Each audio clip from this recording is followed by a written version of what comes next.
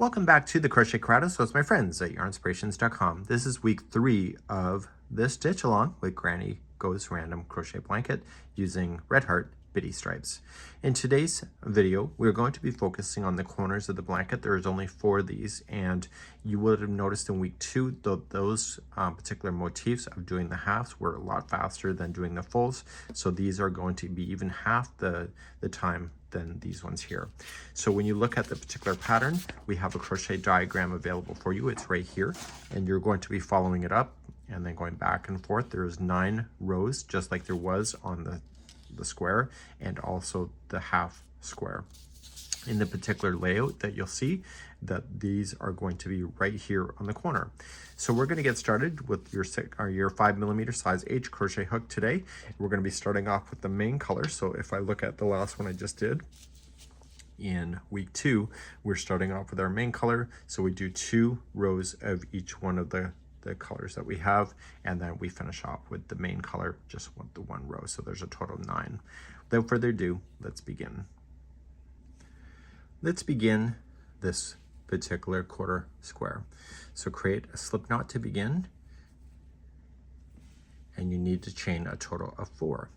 So 1, 2, 3, 4, and slip stitch into the beginning chain and yarn over, pull through for the center circle. So then the loose end, just wrap it around like you did with the other 2 motifs that we did, and we're going to begin row number 1.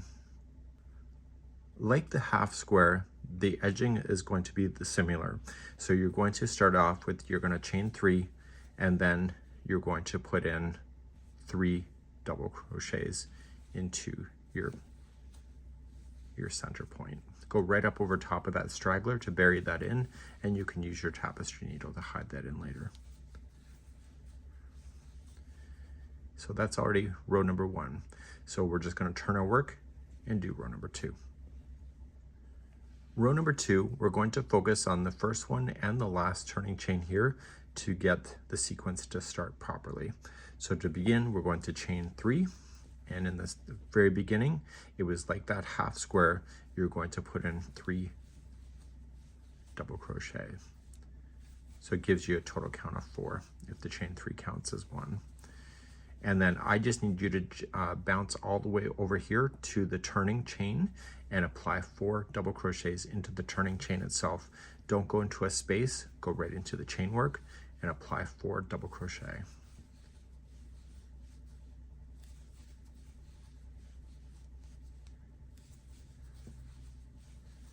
Just like that. And then you're going to end that color. So we're going to trim it,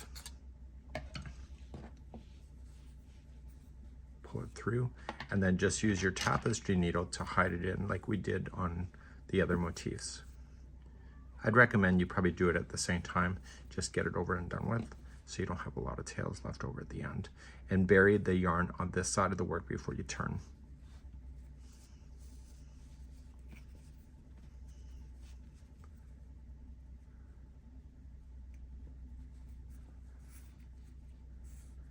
Okay, and 3 times back and forth is the better way to go. I just did 2. My tail's a little short, but we don't want to waste yarn today, do we? Of course not.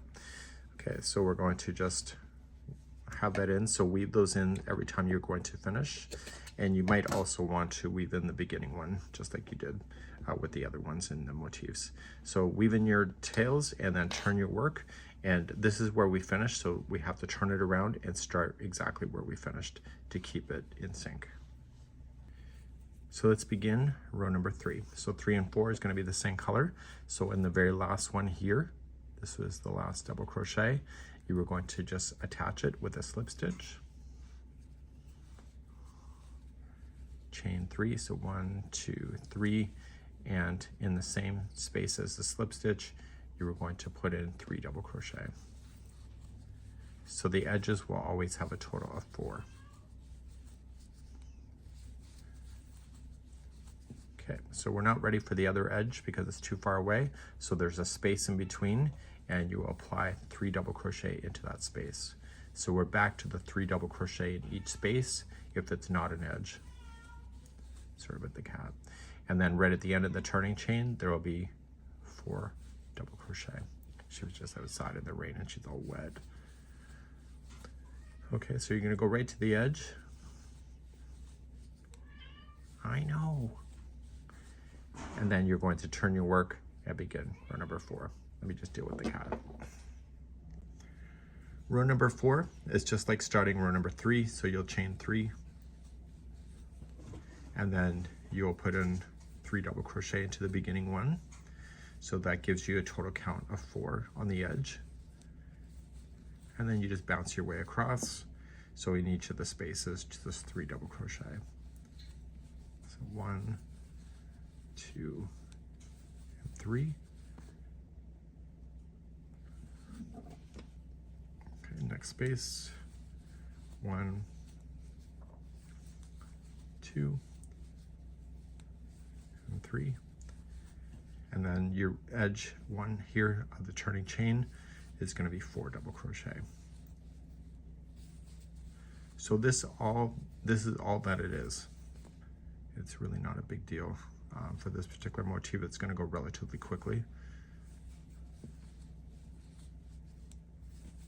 And so you'll finish off your yarn, you'll weave in the edge. So now you got 5 more rows to do.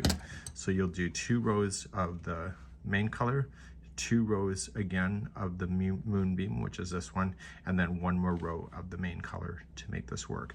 And so how you just did the last row is going to be exactly the same. It's just going to get bigger and bigger.